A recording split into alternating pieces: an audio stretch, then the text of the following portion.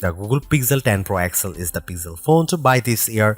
The Pixel 10 Pro can match the Pro XL on the most important features, but the benefits of the larger display, along with a couple of features that are simply better on the XL device, make the Pixel 10 Pro XL my favorite of the new Pixel family, and the phone I would recommend first but not last. I feel confident recommending the Pixel 10 Pro XL above the rest and above any other Android phone you can buy right now, because I spent the last year using the Pixel 9 Pro as my primary work phone. That means I know exactly why the Pixel is a great phone for being productive, but I also know that I wish I would had a bigger screen than the 9 Pros. The Pro XL will be my primary device this year for sure. If you haven't checked out a Pixel phone in a while, you really should head to a store and get your hands on one. The latest Pixel 10 Pro XL is polished and well built, with a refined look and gorgeous materials and color combinations. It's a much nicer looking phone than the latest iPhone 16 Pro Max, and it delivers on a number of features Apple hasn't been able to match. Google's AI features are the most advanced on any smartphone and often most unobtrusive. The newest AI features like Magic Q and the live translation don't feel pushy or overblown, and they don't produce embarrassing or useless results. Google is pushing AI into the background as a silent helper where it should be. Of course, all of the new Pixel 10 series phones have Google's advanced new AI features like the live translator that not only converts your language into another tongue, it also speaks with a voice that sounds remarkably like yours. That may sound alarming from a privacy viewpoint, but Google says this processing happens on the Pixel 10 Pro XL and not on a distant cloud computer, so your conversations and your voice should be safe. So what makes the Pixel 10 Pro XL so special, the best of the Pixel 10 bunch? First of all, Google's Pixel displays, so-called Super Actua displays, are among the best you will see on any smartphone. These screens are bright and colorful and very sharp. When the screen is this good, I want as much screen as I can get, so I prefer having the larger XL display at 6.8 inches. It's 0.5 inches bigger diagonally than the Pixel 10's display, and that equals 13 square centimeters of extra screen space. The Pixel 10 Pro XL also has the largest battery of all the new Pixel phones, and that equates to the longest battery life, both in my real-world testing and our battery rundown test. It wasn't a massive difference. The Pixel 10 Pro XL only lasted an hour longer than the Pixel 10, still every bit helps. The Pixel 10 Pro XL also charges faster than any other Pixel 10 device, whether you are charging wirelessly or with a USB-C cord. If you have a 45-watt charger, the Pixel 10 Pro XL can charge that fast compared to the 30-watt charging on the other two Pixel 10 phones. The Pixel 10 Pro XL can also use faster wireless charging. Again, it's not a huge difference, but every detail matters. The biggest benefit for me is the combination of Google's winning Super Actua display with the Pixel 10 Pro XL cameras. If I am taking serious photos, I want the biggest viewfinder possible to get the right shot. The extra screen space on the Pro XL phones felt like a big advantage, and if photography is important to you, I'd recommend the Pro XL phone first. The Pixel 10 Pro has the exact same camera specs, but having the bigger Pro XL display helped me take better shots. Are there other benefits to the Pro XL? Well, not really. It isn't any faster than the Pixel 10 Pro or even than the Pixel 10. In our benchmark tests, the extra RAM in the Pro models didn't seem to make much difference. Pixel phones still disappoint if you only care about the numbers. I don't rely on benchmarks, though. The Pixel 10 Pro XL was satisfying and quick in almost every task. There was some lag on the camera, but most of other features, including the latest AI helpers, ran smoothly with no delays. Google has another winner with the Pixel 10 Pro XL and the whole Pixel 10 family. Between the premium design, the excellent software, and the advanced AI features, this is a phone that iPhone fans should seriously consider, and Galaxy owners should envy. I'll be keeping this phone close by, snapped to my MagSafe charging stand until an even better Pixel comes along. I remember the days when a new phone would cost the same but come with more storage and RAM than last year's model because component costs had decreased. This year's Pixel 10 Pro XL is more expensive than before and it comes with 256 GB of storage, but I'm not awarding Google any medals for giving the phone enough space. This phone should be cheaper. To be fair, 256 GB of storage is the right amount unless you play a ton of games or you shoot video with your phone at high resolution. There's a 1TB model available, but only serious enthusiasts need apply, and you know who you are. The color options this year are a bit drab. I like the moonstone color and the jade, but they aren't very exciting. My review unit is the porcelain white, which looks classy but a bit bland. Google also sent along a silicone case with magnets built in that matches the phone perfectly. If you want the 1TB storage option, it's only available in the black obsidian. The Google Pixel 10 Pro XL is the Pixel 10 Pro all blown up. It doesn't add any extra buttons or physical details. The two phones look identical, just at a different scale. That's a good thing because the Pixel 10 Pro is a great looking phone and it keeps the same exact design as the Pixel 9 Pro. That was my favorite phone of last year. If it ain't broke, don't fix it. I like the Pixel 10 Pro XL design even more than the latest iPhone 16 Pro Max.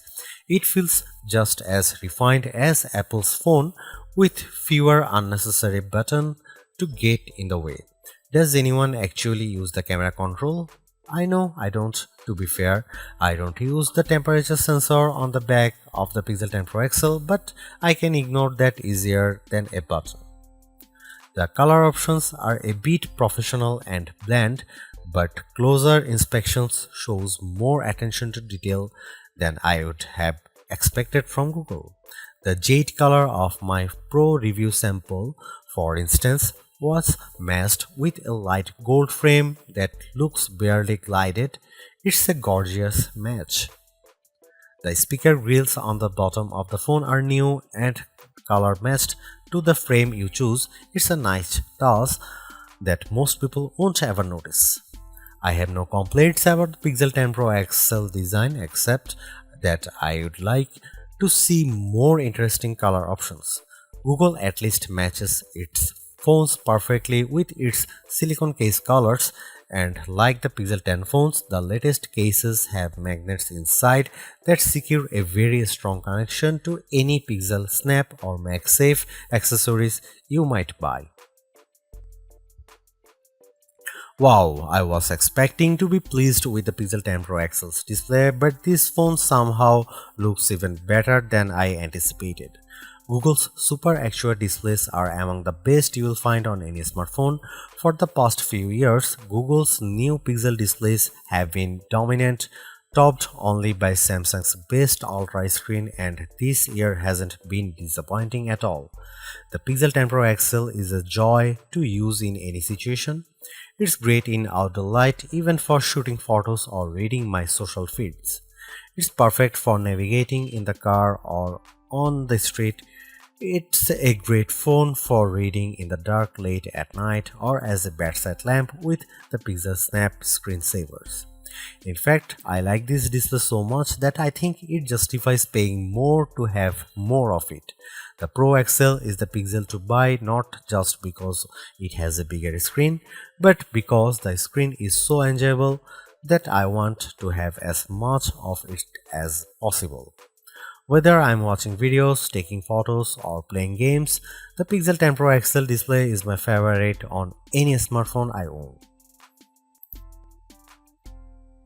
The Google Pixel 10 Pro XL highlights Google's clean and well-designed interface. I love the Material 3 expressive interface design, as Google calls it Pixel version of Android. It's friendly without feeling cartoonish, and it packs plenty of useful widgets and tools that are easy to manage and don't hog my attention. With so much screen space, it was a joy to create AI wallpapers and populate my home screen with Google's sleek widgets.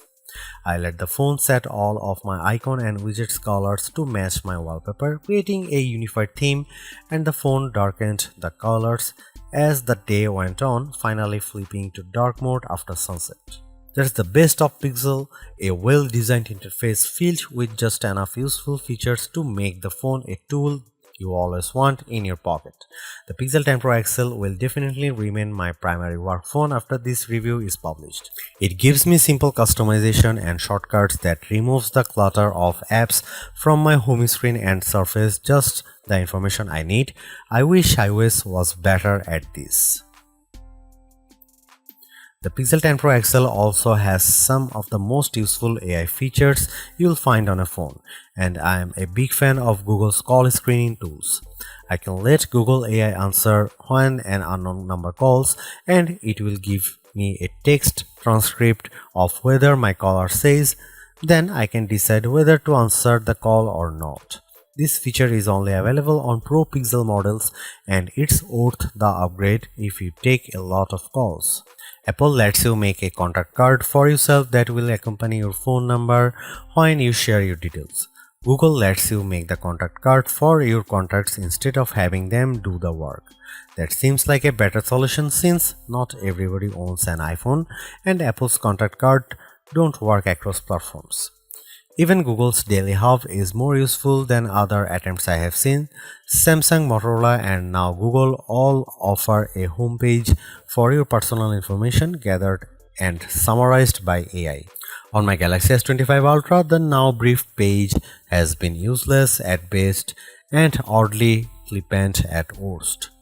On the Pixel 10 Pro XL, the Daily Hub offers more useful information, links I actually enjoy, and easy access to more information. There are still some odd and off-putting AI features, usually generative AI tools. The Recorder app, for some odd reason, offers a generate a musical background for your recordings. I don't really need a pop metal soundtrack for my business interviews. Thanks. Still, it's easy to ignore these oddities, and Google mostly doesn't shove its AI in your face. The Pixel 10 Pro XL and the Pixel 10 Pro have identical camera lenses and sensors, but I am calling the Pro XL the better camera phone because of the larger display and longer battery life. Both of those attributes are features that camera buyers look for, and they make a difference when shooting the pixels. The photos I got from the Pixel 10 Pro XL were fantastic, perhaps the best I have seen on any camera phone. The Pixel 10 Pro XL took photos with very accurate colors and plenty of details at every focal range. For night photography, it was no contest. The Pro XL took pics that looked like I had a professional flash gun attached, while the iPhone shots looked much darker and lacked focus. You can see plenty of AI help in the photos, but usually the results don't look fake or off-putting. The only downside to Pixel photography is Google's camera app. It's a nightmare. It's hard to use with settings that seem to conflict with each other. At just one setting, like changing from 12 megapixel to 50 megapixel resolution, and a handful of other settings suddenly go dark without warning. Here you can see some camera samples of the new Google Pixel 10 Pro XL.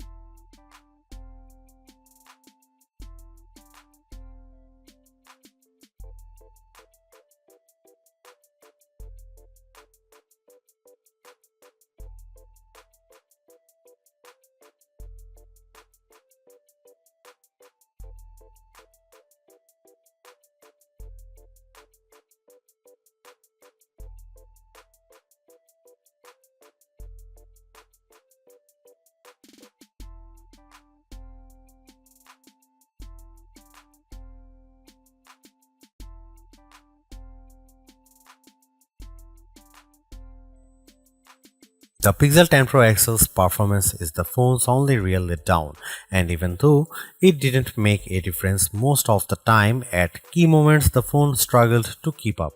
The gap between Pixel performance and the rest of the smartphone world isn't shrinking, it's getting bigger and uglier every year. The Pixel 10 Pro XL had no trouble navigating the Android menus and launching apps as quick as can be, but not every feature was so smooth. I had trouble in the camera app, especially when I changed to the higher 50 megapixel resolution.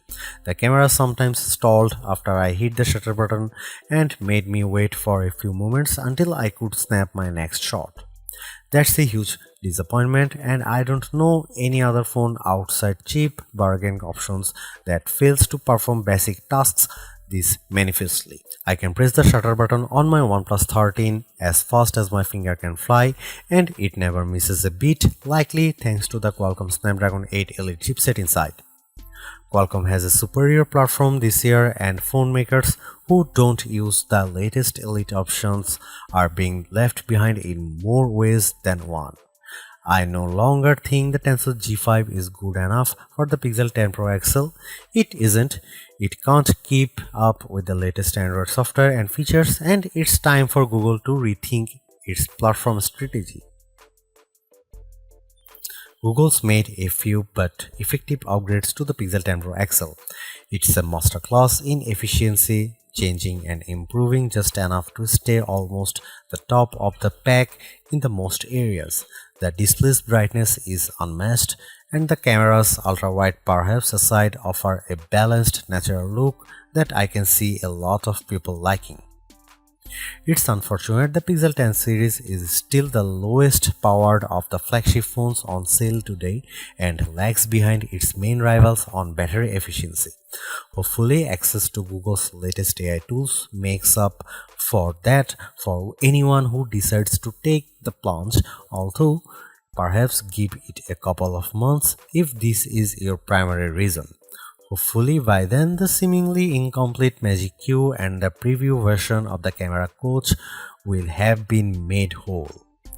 The Galaxy S25 Ultra may still be a better pick for you if you want more power and power efficiency from your phone.